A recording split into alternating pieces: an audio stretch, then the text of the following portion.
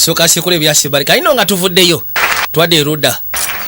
Give me the strength to lead these people to righteousness. Meya ayogerako eri abantu and to a better city. God give these good people Elias Lukwago decision at the voting booth next month. abagamba nti bana 2020 ndowooza temunneerabira akalumanyiewo kassa. The blessed city of Atlanta. God bless you. Mukama abawe omukisa. Bless ATL. Mukama ATL agiwa omukisa.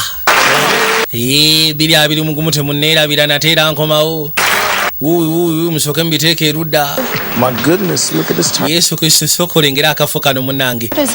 Kakayino bano But not normally amongst this crowd. nga bw'omanyi bano batunda drugs ebiseera ebisinga bafunayo buli mu buli legit okwebulizabulizaako. A single hand Kati Rodi yatandikawo ka art gallery n'akakolera omukyala. Christ himself. Kati ka art gallery mulimu balina connections z'abagagga bangi abakwata ekkubo ne bajjamu.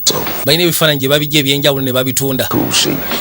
Yes. Meya kannakyala kano akafaako nnyo. Rodi waali alaba. Powerful, isn't it? Ndowooza kino kyamaanyi. Is Bw'agira n'atula akatoffaali. Wow. Meya No, he paints murals as well. okimanyi twa n'asiiga bulungi.